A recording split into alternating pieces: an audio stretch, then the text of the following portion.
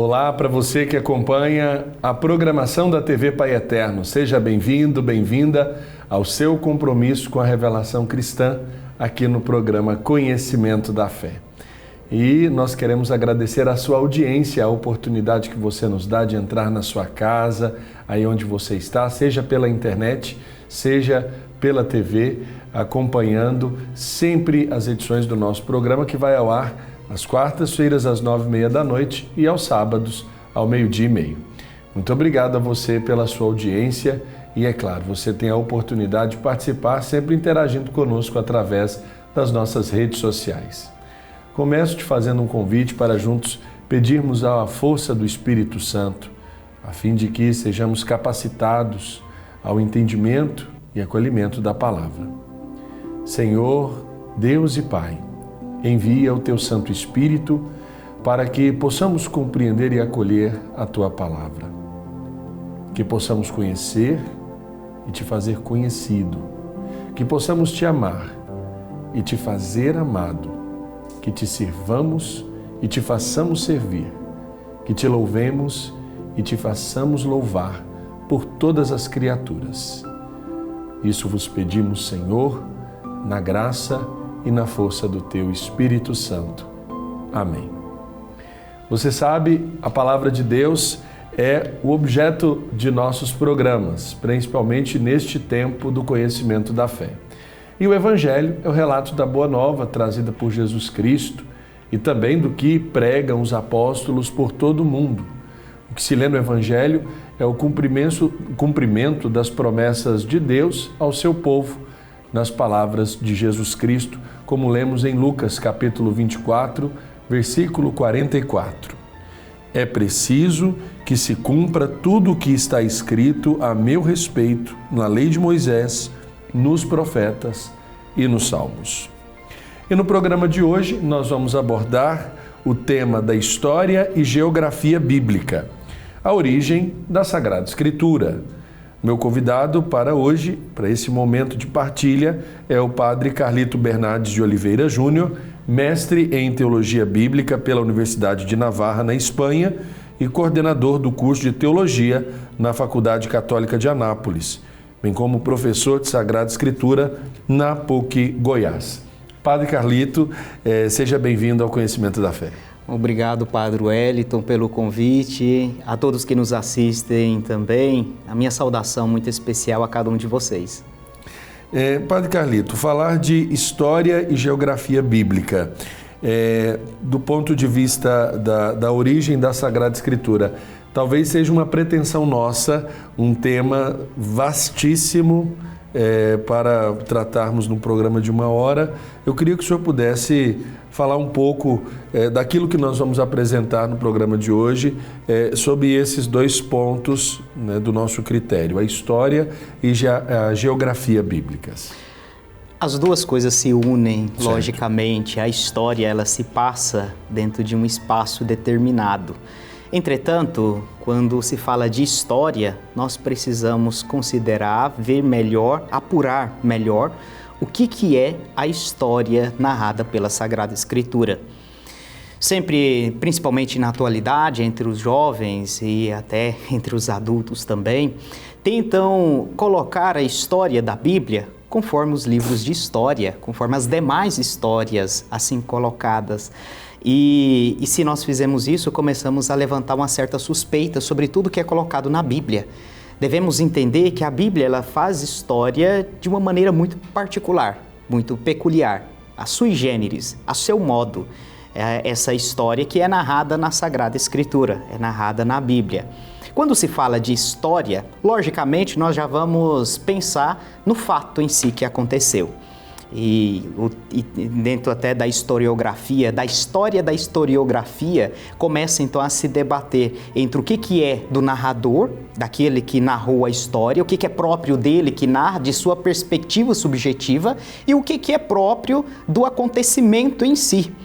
E durante toda essa história da historiografia, principalmente passando pelo racionalismo até chegar no positivismo, no ambiente mais filosófico, eles tentam depurar, eles tentam subtrair o sujeito para tentar encontrar o fato em si. O que aconteceu?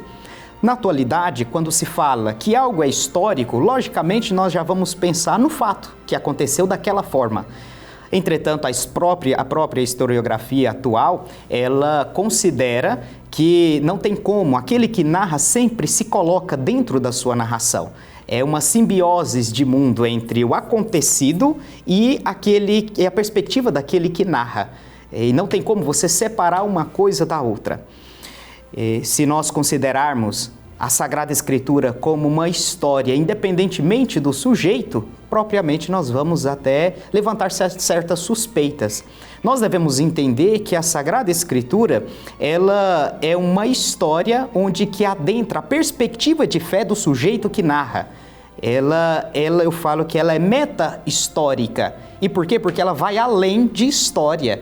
Ela não tem a ousadia ou pretensão de apenas narrar um acontecimento, senão que a Sagrada Escritura, ela quer apresentar uma perspectiva de fé. Sempre digo como que é a Sagrada Escritura. Ora, por exemplo, se nós estamos dirigindo e quase por um triz nós íamos ter um acidente, se nós fôssemos narrar na experiência pessoal, nós iríamos falar que foi por pouco, eu freou, depois a outra pessoa eu percebi que vinha outro carro, etc. Agora, se fosse a nossa mãe narrando esse episódio, ela vai dizer: Deus colocou a mão para ver um anjo e te salvou, te livrou disso daí. É essa perspectiva de mãe, essa perspectiva de fé que nos dá a Sagrada Escritura. Ela não quer simplesmente contar um fato, senão que ela quer apresentar uma perspectiva de fé, mostrando Deus como Senhor de toda a história sagrada, de toda a história da Bíblia. Até digo que a Sagrada Escritura, na verdade, ela é até mais histórica que os demais livros de história. Porque enquanto os demais livros de história, o agiógrafo, aquele que narra, aquele que escreve, ele tem um compromisso com a realidade, o agiógrafo que narra a Sagrada Escritura, ele tem um compromisso de fé, um compromisso com Deus. Antes de nós vermos então a questão da história, nós devemos entender essa historicidade bíblica que há um tempo atrás era tão debatido nos âmbitos universitários e que na atualidade parece que já ficou de lado. A Dei Verbum também apresenta no número 19 sobre essa historicidade, principalmente dos evangelhos. A Verbum Domini, que é uma exortação pós-sinodal também do cardeal Ratzinger até, também ela apresenta a questão da historicidade, principalmente dos evangelhos, não adentra no Antigo Testamento. Então é bom nós vermos a Sagrada Escritura como uma história, mas não uma história conforme os livros de história, senão que uma história que é para a nossa salvação. Deixe isso bem claro na Dei Verbum número 19. Tudo que é colocado é em vista da nossa salvação. Não é simplesmente por um conhecimento do que aconteceu, de um fato passado, senão que ao conhecer aqueles relatos e vendo a mão de Deus em todos esses relatos, eu começo também a me nutrir dessa fé que o agiógrafo, que o escritor colocou e expressou na Sagrada Escritura. Poderíamos dizer, Padre Carlito, que a Bíblia ela foi surgindo nos seus livros, nas suas narrativas, conforme a necessidade de um registro para as futuras gerações daquilo que a própria experiência de fé desse povo lhe foi possibilitando?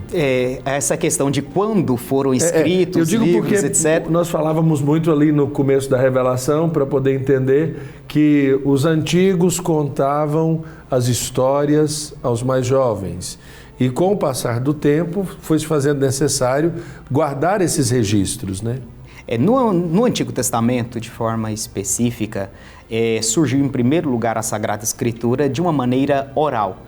Até porque a dificuldade de escritas na antiguidade era tremenda, não tinha essa facilidade. E outra, porque eles consideravam que aquilo que aconteceu na sua vida é palavra de Deus. É a presença de Deus. Como eles veem a sua vida, a sua história dentro de um âmbito espiritual, de um âmbito de fé, então eles veem como uma história sagrada. Mogliano, que é um autor, historiador até, ele em seus livros ele vai colocar isso, que no âmbito judaico, história e fé se unem completamente. Está intrinsecamente conectados a história e a fé do povo de Israel. E então, quando começa a surgir esse contar os fatos passados, quando começam eles relatar isso do pai para o filho e etc, e assim por diante, mantendo essa tradição, que significa uma transmissão da própria história, eles tinham a consideração, em primeiro lugar, de não colocar por escrito, porque ao colocar por escrito, eu mato a palavra. Colocar por escrito, então já não dou mais a capacidade dela se tornar viva, essa palavra. E por isso eles tinham muito receio no Antigo Testamento de se colocar por escrito a palavra de Deus, e até levar um bom tempo até que depois eles colocam por escrito, porque viam a necessidade de se ter por escrito, já que estava tendo uma certa deturpação daquilo que era narrado. Mas como a palavra para eles era algo tão dinâmico, era algo vivo, se você coloca por escrito, você mata essa palavra. Porque o acontecimento em si, o cerne, o essencial, o principal dele era ver a Deus no meio dos acontecimentos. Mesmo que se eu incrementasse adjetivos, mesmo se eu incrementasse cenas, etc., mas para ressaltar a presença de Deus, a presença dessa providência divina no meio do seu povo, mesmo se eu incrementasse isso, mas o essencial estaria sempre conservado dentro dessa tradição oral assim chamada. Depois, no Antigo Testamento, que foram colocando por escrito. A época de ouro, assim considerada, dos escritos do Antigo Testamento, é a época do exílio e pós-exílio, onde que eles viram a necessidade, com os escribas, com Esdras e Neemias, tudo, a colocar por escrito, até com Jeremias, se colocar por escrito, tudo aquilo, a história do povo de Israel. E por que deveriam colocar por escrito? Para animar o povo. Estavam vindo de um exílio da Babilônia, 532, desde 587 até 532 a.C., nesse exílio da Babilônia, e ao retornar, então, eles precisavam de uma motivação. E aí coloca-se por escrito a maioria dos livros do Antigo Testamento, até porque se tinha perdido muitas coisas. Nabucodonosor, ele queimou grande parte dos escritos, etc. Então eles começam a escrever novamente, a conservar toda a tradição, toda a história do povo de Israel. No Novo Testamento acontece de uma forma um pouco distinta. No Novo Testamento, em primeiro lugar, nós temos as palavras de Jesus. Jesus não mandou ninguém escrever nada, simplesmente pregar o Evangelho, a tradição oral, em primeiro lugar. Se conservavam os ditos, as expressões de Jesus Cristo pelos primeiros cristãos, que utilizavam disso para pregar o Evangelho. Depois eles viram que começaram a surgir algumas incoerências na pregação. E aí eles vêem a necessidade de colocar por escrito. Dentro dessa escrita bíblica do Novo Testamento, você tem 3 etapas. Primeiro, Jesus Cristo, que fala, os evangelistas, os discípulos que pregam, e depois os hagiógrafos, ou seja, aqueles que escrevem a tradição cristã. Perfeito. Padre, quando nós falamos para descrever o espaço bíblico, como é que a gente pode explicar isso? Porque antes de entrar vamos falar assim, no ocidental, quando a Bíblia chegou a se formar do modo como nós a conhecemos, nós precisamos entender esse espaço bíblico. E aí o espaço é justamente o lugar onde a história acontece. Como é que a gente pode entender isso? Sim, na verdade a Bíblia ela nasce nesse Oriente Médio, com a cultura diferente, com o linguajar diferente, e até para nós que somos do Ocidente, se torna um pouco complicado, é até complexo. Nós entendemos as expressões, entendemos a maneira com que é narrada de uma cultura que é alheia à nossa. Compreender a Sagrada Escritura é necessário e nós entendemos também um pouco da cultura a qual ela surge, do lugar onde que ela surge. Ora, a Sagrada Escritura tem por centro, assim colocado, esse berço de nascença, nós temos o crescente fértil, que os livros de história já trazem isso, que é desde o Egito até o rio Tigre e Eufrates, na Mesopotâmia. E se nós olharmos, então, onde que nasce a Sagrada Escritura, dentro dessa terra santa, terra prometida, que Deus escolheu e levou Abraão, tirou ele da sua terra e ofereceu essa terra, a Terra Santa fica, a Palestina, Israel fica no meio, desde o Egito, Mesopotâmia, fica no meio dessas grandes nações. É até uma pergunta que se coloca dentro do âmbito teológico, por que Deus escolheu aquele lugar? Por que ele não escolheu o Egito com todas as suas divindades e etc? Por que não escolheu a Mesopotâmia com também um lugar muito fértil, a Síria, a Pérsia, etc? Por que ele escolheu uma terra, aquela terra ali? Alguns então começam a apresentar dentro de uma explicação mais clara, porque está no meio de duas nações, mostrando que era um lugar de passo. Era um lugar que economicamente era muito estratégico, e isso já demonstra uma certa consciência da universalidade querida por Deus, que fosse para todos os povos. Por ser um lugar de passo, as culturas elas se intercambiavam naquele lugar.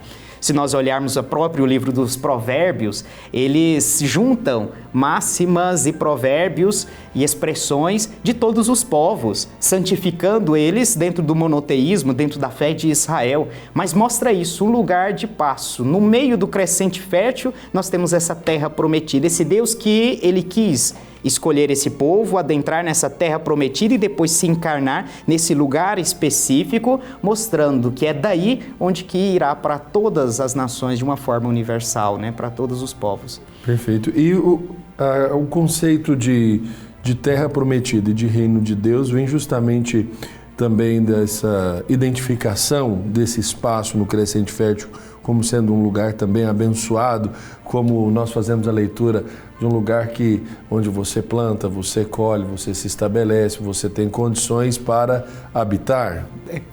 Os conceitos assim apresentados no Antigo Testamento, eles recebem uma transcendência especial no Novo Testamento. Jesus sublima tudo aquilo que é apresentado. Nós vemos que o Antigo Testamento, então, se torna uma prefiguração, um símbolo do Novo Testamento. Segundo Orígenes, no século II, ele vai até apresentar a leitura alegórica de todas as imagens assim consideradas no Antigo Testamento.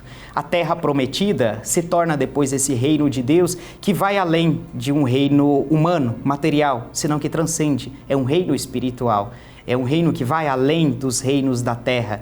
Terra Prometida e reino de Deus, eles vão se identificar em Jesus Cristo. Porque esse anseio, esse desejo de uma terra para eles era muito cultivado no coração dos israelitas, do povo de Israel. Porque Deus prometeu e Deus é fiel à sua aliança. Assim é colocado na Sagrada Escritura no Antigo Testamento. Deus vai ser fiel. Agora eles estavam numa terra onde que tinha um poder estrangeiro. Aí vejam que até a própria mentalidade, consideração de um messianismo político, partiam dessa consideração da promessa divina, de que Deus prometeu uma terra e somente essa terra seria deles se o reino fosse deles. E Jesus transcende essa realidade, mostra que não é dessa forma, senão que é além disso daí. Esse reino, essa terra prometida, até na própria Sagrada Escritura, no Apocalipse até coloca, né, Jerusalém celeste não está aqui, senão que é uma figura daquilo que se expressa, daquilo que se espera no coração humano. Porque nós não vamos nos conformar apenas com o reino terrestre, nós somos inconformados com este reino terrestre, nós queremos um reino que consiga preencher, dar-nos plenitude. O próprio Jesus Cristo até ele coloca muito isso, vida, eu vim trazer vida, e vida em plenitude eu vim trazer. Da mesma forma, o reino de Deus se torna de forma plena em Jesus Cristo, nessa unidade com Jesus Cristo. Antecipada aqui, nessa terra, mas planificada na outra vida. Perfeito. Padre Carlito, nós vamos para um rápido intervalo. Na volta, queria que o senhor falasse um pouco sobre a história bíblica a partir ali do Pentateuco, os 5 primeiros livros da Palavra de Deus. Nós vamos para um rápido intervalo e daqui a pouco a gente volta com mais conhecimento da fé.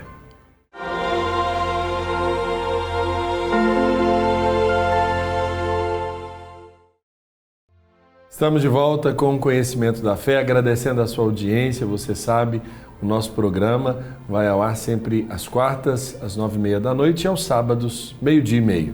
Muito obrigado pela sua audiência. Hoje falando sobre história e geografia bíblica. Estamos recebendo o Padre Carlito Bernardes, falando um pouco sobre essa realidade da história bíblica e agora, Padre Carlito, na volta do intervalo, falar um pouco sobre o Pentateuco, os 5 primeiros livros ali na palavra. Como se formaram para a gente entender a história dessa história, né? O problema é se a gente adentrar na investigação atual sobre como surgiu o Pentateuco. O Pentateuco, nós vamos fechar a programação da TV. Vamos partir do que nós temos, que é a Sagrada Escritura, né? Sim, sim. Somente considerando uma questão, algumas Bíblias já trazem bem no início uma explicação sobre esta história do povo hebreu. É interessante isso, a Bíblia Ave Maria considera essa história do povo hebreu. Traz uma introdução, apresenta como que deve ser lida e tudo isso, não adentra na questão da historicidade, conforme tinha explicado anteriormente. Contudo, em linhas gerais, apresenta essa história do povo hebreu, que começa, claro, com o Pentateuco, a chamada Torá pelos judeus. Torá significa instrução no hebraico, e que para nós é Pentateuco. A palavra Pentateuco foi utilizada em primeiro lugar por Tertuliano no século II, no âmbito cristão. Os judeus não chamam Pentateuco, senão que chamam Torá. Pentateuco vem de penta e teuchos, do grego. Penta, círculo, e teuchos significa estojo, porque eram 5 livros guardados em um estojo, e por isso se dá o nome de Pentateuco. Não se tinha o livro conforme nós temos hoje em dia, senão que tinha era apenas rolos da Sagrada Escritura que eram guardados no estojo. Por isso originou-se o nome de Pentateuco. Tem como objetivo apresentar a história desde o Gênesis, desde a criação. Não tem a pretensão de narrar, ou pelo menos abordar aquilo que na atualidade se coloca, a história primitiva. As pessoas perguntam por que no Gênesis não traz sobre os dinossauros, por que não fala sobre os Homo sapiens, Neandertales, etc. E cadê aí o evolucionismo na Sagrada Escritura, etc. Não é esse o objetivo, como dizia no início, a historicidade é uma perspectiva de fé. É a história que se apresenta, essa perspectiva de fé. E toda a história primitiva que é considerada no Gênesis, até o capítulo 11 mais ou menos, mostra essa resposta aos inquietantes existenciais que nós temos. Da onde nós viemos, a criação, Deus como Senhor de todas as coisas e principalmente a realidade do pecado, que é mais que uma imposição, mais que uma invenção, senão que é uma experiência. Por que nós temos essa inclinação e etc? Então, a forma de narrar apresentando essas verdades de fé. Assim começa o livro do Gênesis, até porque vai conectar os primeiros pais, Adão e Eva, vão conectando eles com o povo de Israel. E com o início do povo de Israel, que vem com Abraão. Desde Ur, Deus os chama para sair da sua terra, que lhe mostrará uma nova terra, essa terra prometida, e lhe promete também, como por herança, uma descendência, tanto a terra como também uma descendência tão numerosa quanto as estrelas do céu e etc. Começa esse povo de Israel partindo de Abraão, mas tem os antecedentes de Abraão, desde Adão, Eva, até chegar em Noé, o dilúvio, e depois até chegar com Abraão. E toda a história parece que tenta apresentar as genealogias no livro do Gênesis, apresentando isso, como Deus vai guiando a todo o povo. O Evangelho de Lucas, ele começa apresentando a genealogia de Cristo, começando desde Adão, mostrando isso. Nas genealogias, nós vemos esse processo de Deus que acompanha todas aquelas famílias, todo o povo, até chegar na sua plenitude em Jesus Cristo, a plenitude da revelação. Depois de Abraão, nós temos Isaac, todas as histórias presentes de Abraão, de Isaac, Jacó, e depois já com as 12 tribos que lá estavam naquele espaço da Terra Santa, e aí eles vão, toda a história de José, etc., que foi vendido aos egípcios, e eles vão então para o Egito, que lá são escravizados, já tem toda a narrativa, toda a narração, na verdade, da história do povo de Israel, como eles estavam no Egito, e Deus suscita depois esse Moisés, para que possa tirar dali da terra do Egito.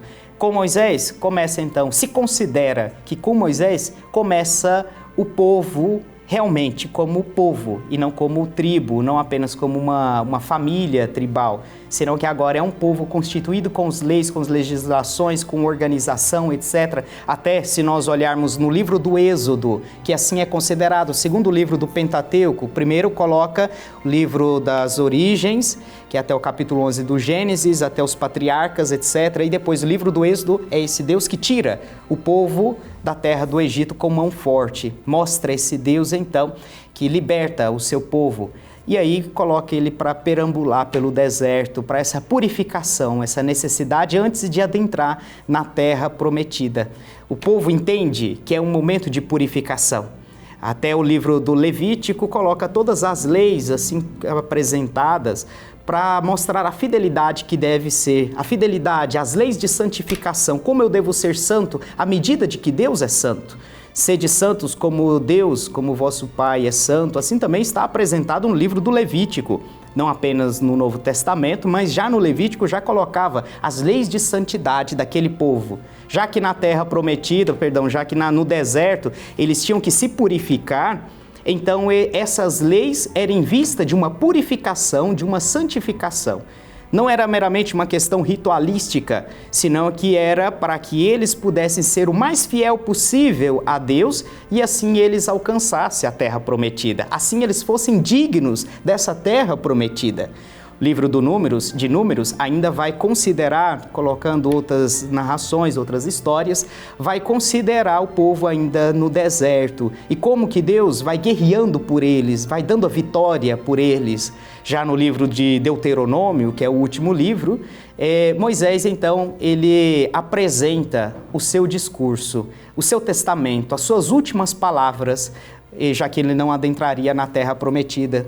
No livro de Números, termina com Moisés no Monte Nebo, nas planícies de Moabe.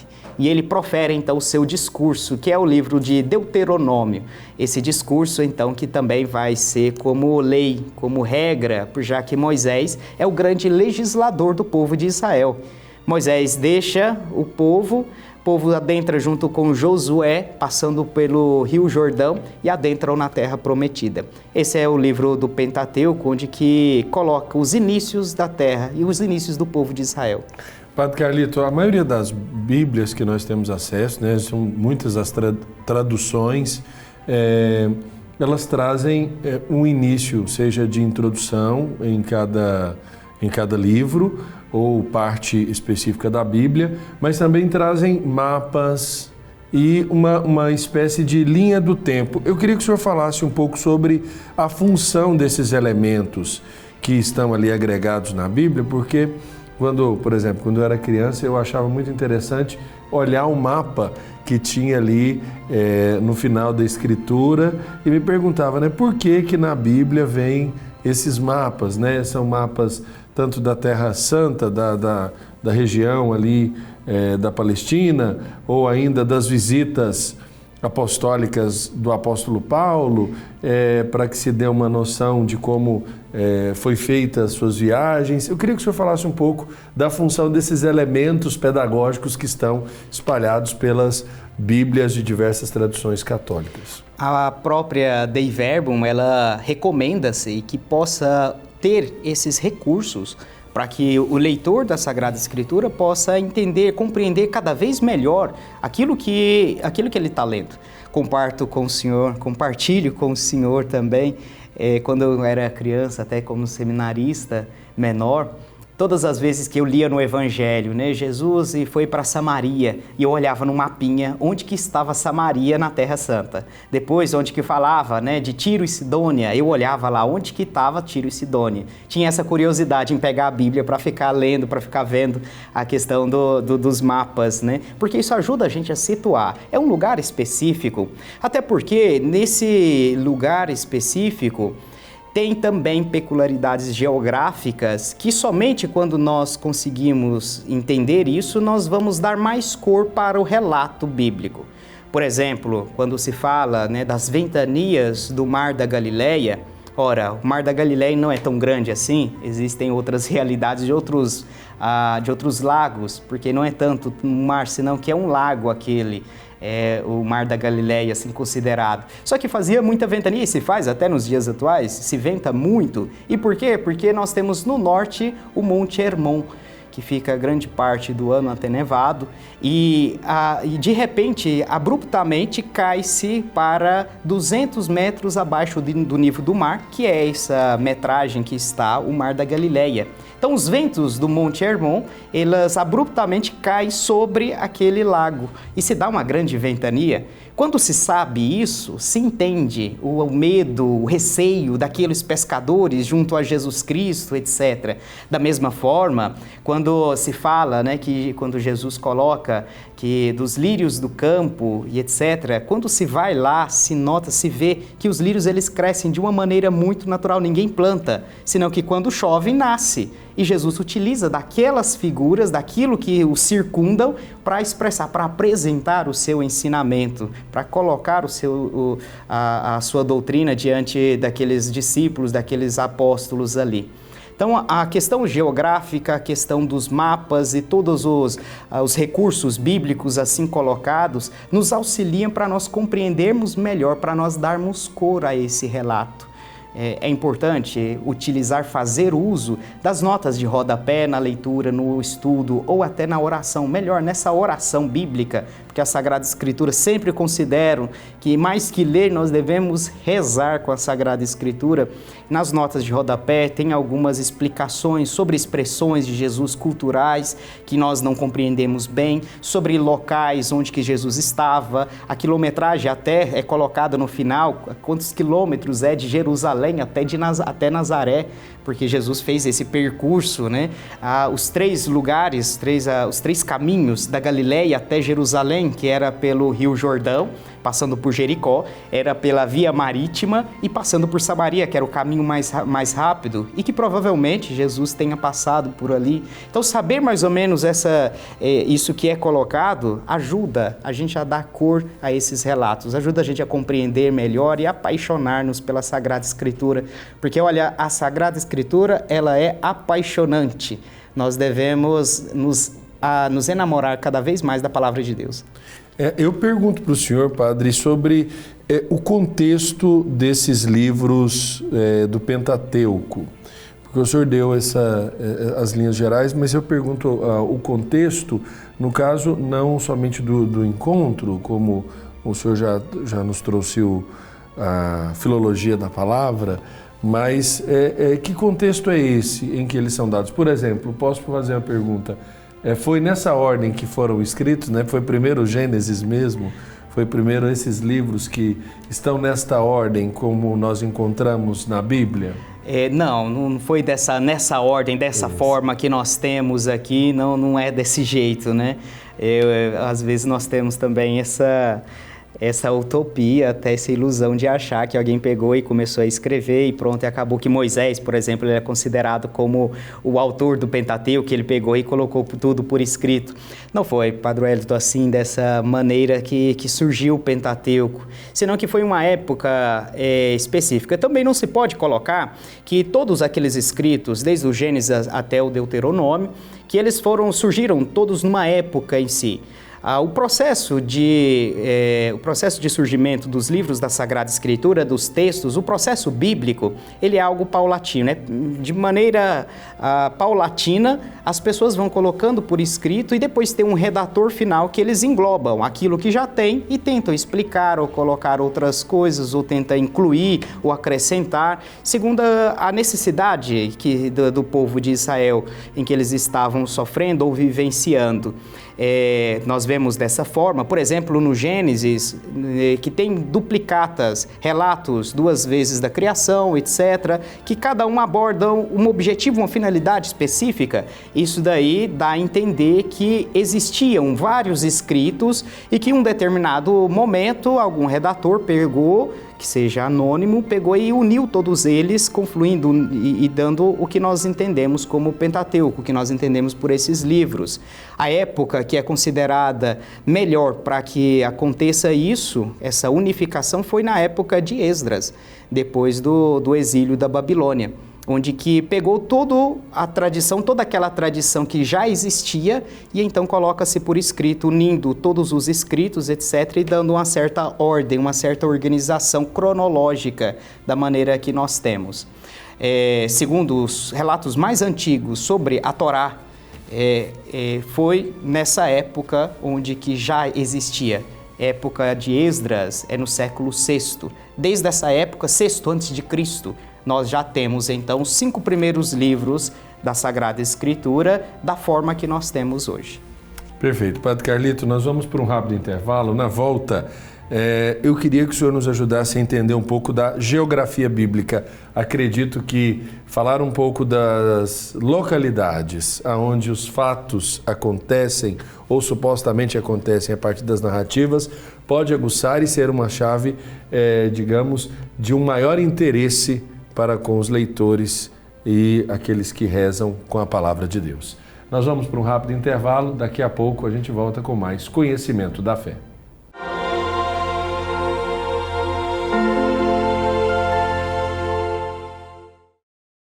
Estamos de volta com o Conhecimento da Fé, continuamos trazendo para você a história da Sagrada Escritura, falando um pouco também da geografia bíblica. Padre Carlito está conosco, nos ajudando nesse mergulho sobre um tema vastíssimo do ponto de vista do resultado final, que é a Sagrada Escritura, a Palavra de Deus. E Padre, quando olhamos para essa realidade, olhando agora então para esse percurso ou esse caminho que se faz até a pessoa de Cristo. É um salto considerável, né, na história. Sim, nós apresentamos o livro do Pentateuco, os livros do Pentateuco, assim, os 5 livros. Entretanto, a história tem a sua, se continua, tem todo o seu percurso até chegar em Jesus Cristo. Nós, depois do Pentateuco, depois de Deuteronômio, nós temos os chamados livros históricos na nossa Sagrada Escritura. E são históricos porque tenta apresentar o que aconteceu desde quando eles retornaram para a Terra Prometida, com as divisões, etc., entre as 12 tribos, com depois até o exílio da Babilônia. O que aconteceu no decorrer dessa história do povo de Israel? Então nós percebemos que Josué adentra com o povo na Terra Prometida. Os livros históricos, eles se dividem em quatro partes. Primeiro nós temos a história deuteronomista, assim considerada, que são os livros de Josué, de Juízes, os livros 1º e 2º Samuel e 1º e 2º Reis, onde que até um historiador, teólogo, biblista, Martin Noth, ele é um dos responsáveis por essa história deuteronomista, para colocar essa denominação, porque parece que tem por base o livro do Deuteronômio, as leis do Deuteronômio na narrativa, para apresentar a história de Israel. Então nós temos Josué, nós temos com toda essa permanência na terra, o livro de Juízes, depois de Josué, Deus suscita os juízes em cada tribo, depois de Juízes, vê que os juízes estão sendo mortos, os filisteus estão adentrando, pedem para o último dos juízes, que é Samuel, pede para ele dar um rei. Então começa o rei Saul, o rei Davi,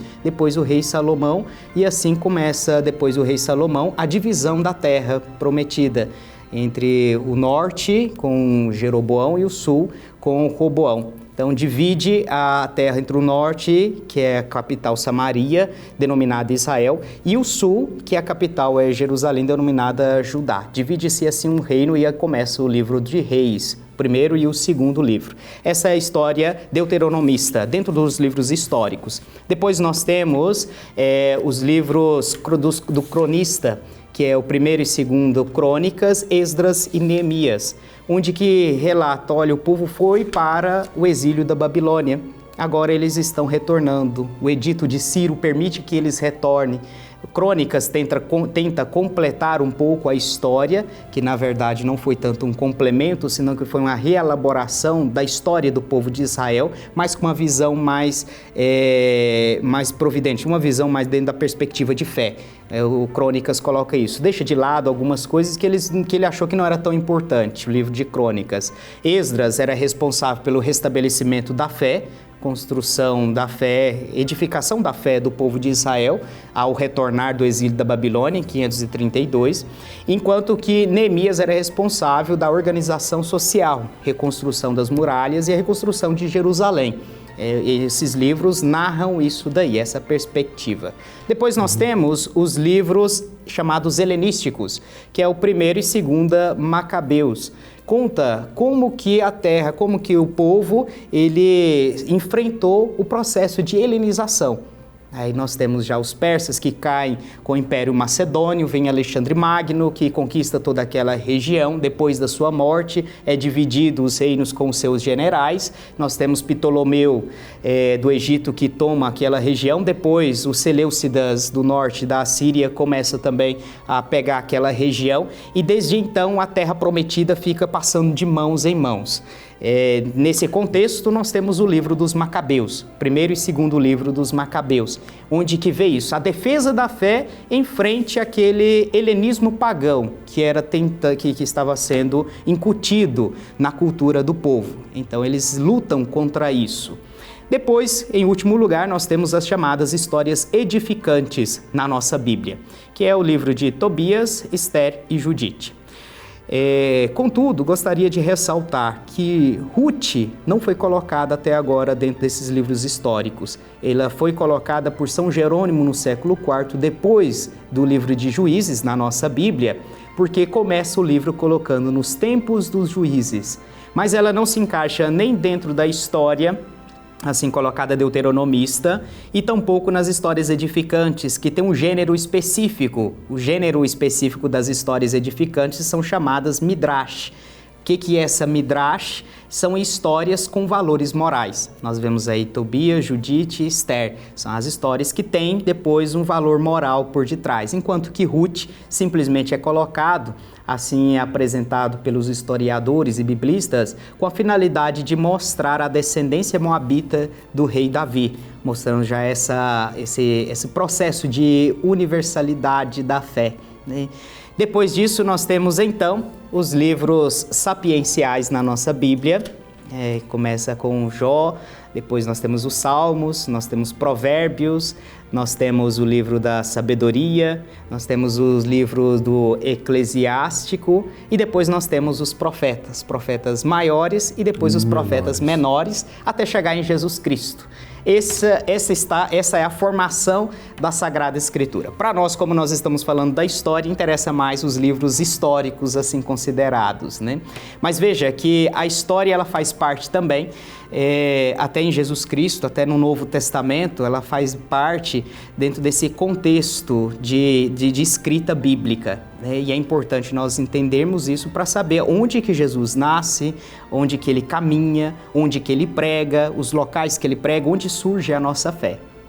Perfeito, Padre. E com Jesus, como nós já falamos em outras ocasiões, toda a história do Novo Testamento toma um novo sentido, né? Toma o seu sentido, por assim dizer, do objetivo, da mensagem e da pessoa, né? Não é uma ideia, mas é a pessoa de Cristo, né? O foco de tudo isso. Com certeza, ele, por ser judeu, se você olhar e ver toda a cultura naquela época, Jesus, ele difere bastante toda a sua doutrina, enquanto que a lei do talião era vigente, olho por olho, dente por dente, Jesus coloca a lei do amor, o amar o próximo, até chegar a ser absurdo, de amar os inimigos, coloca isso.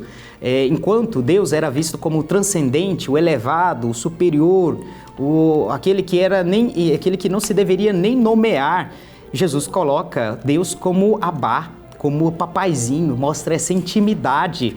É a grande novidade do cristianismo. Pode-se dizer que a palavra Abá, ela explica muito bem o que Jesus quis trazer, que é essa intimidade, essa proximidade de Deus na vida cristã.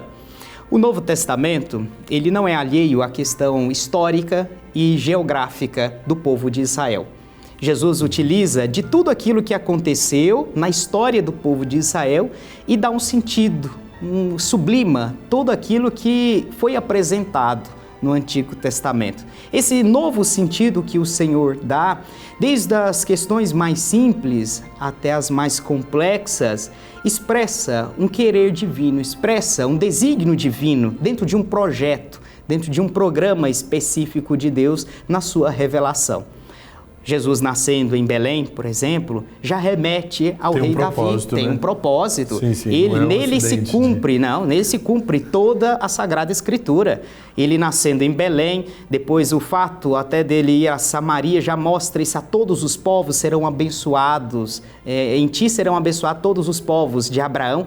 Em Jesus Cristo também é abençoado, já mostra essa universalidade, essa abertura para todos os povos. São Paulo compreende muito bem essa universalidade da fé cristã, nesse diálogo, tanto com os judeus como também com os gentios, com os pagãos.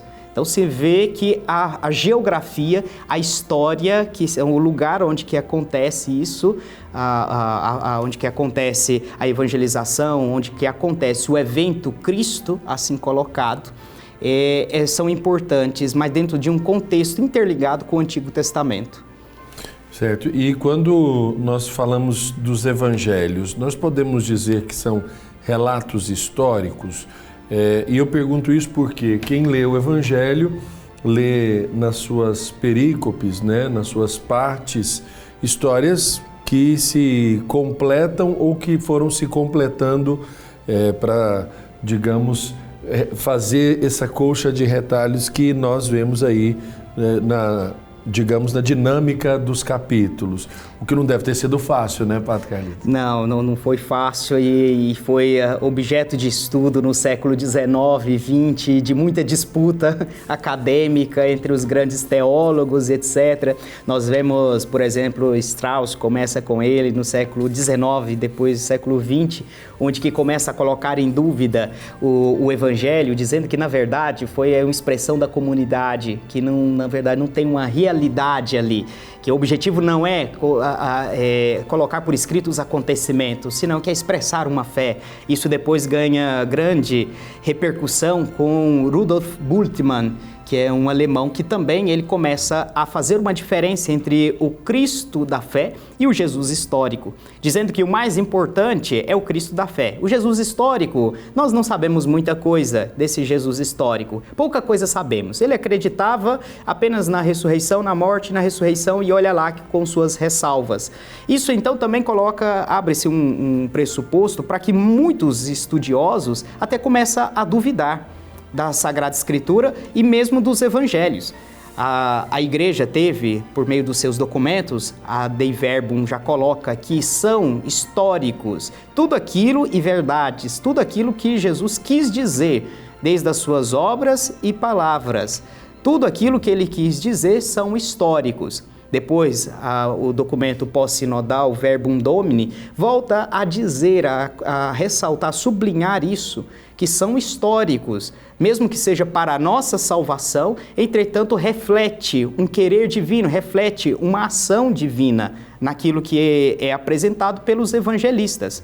Claro, a redação evangélica que nós temos, por exemplo, Jesus ele se ascende aos céus mais ou menos por volta do ano 33, o primeiro evangelho que nós temos é do ano 53, são 20 anos mais ou menos, onde que se difere entre os acontecimentos, em um espaço que tem de 20 anos, até colocar por escrito.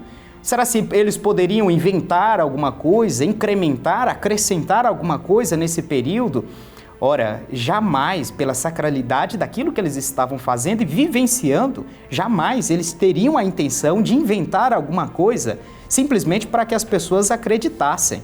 Contudo, o próprio documento Verbum Domini vai dizer que, olha, isso não significa que os evangelistas, para melhor compreensão daquela comunidade a qual eles escreviam, eles colocassem, acrescentassem algumas palavras, adjetivos ou expressões para melhor compreender toda a densidade do evangelho em si. Mas são históricos e devemos entender dessa forma.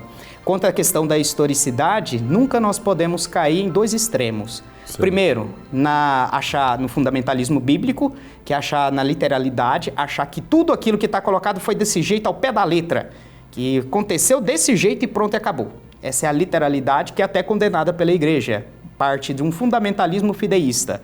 Tampouco chegar no outro extremo, que é duvidar de tudo aquilo que é colocado ali na Sagrada Escritura. Começar a dar explicações. Não, a multiplicação dos pães, não, na verdade foi uma partilha. Eles pegaram e repartiram, não foi milagre, não. Então isso daí já começa a colocar em dúvida os milagres, começa a colocar em dúvida. Qual que é o posicionamento nosso? O equilíbrio. Jamais nós saberemos como que aconteceu de fato. O que nós temos são os evangelhos e devemos nos preocupar com a Sagrada Escritura que nos transmite essa verdade para a nossa fé.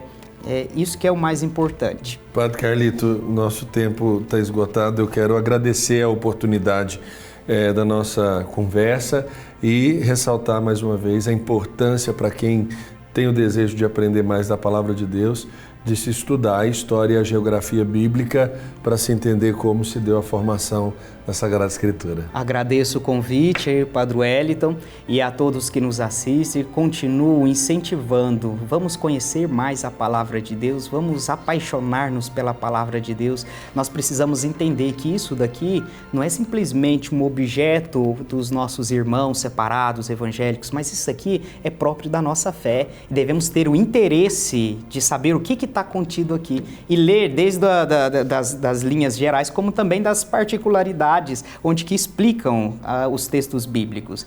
Isso daí vai nos fazer nós compreendermos e nós amarmos mais a Deus também. Isso é fundamental. O Senhor esteja convosco, Ele está no meio de nós. Por intercessão de nossa Mãe, Nossa Senhora, abençoe-vos o Deus Todo-Poderoso, Pai, Filho e Espírito Santo. Amém. Até a próxima semana com mais conhecimento da fé aqui na TV Pai Eterno.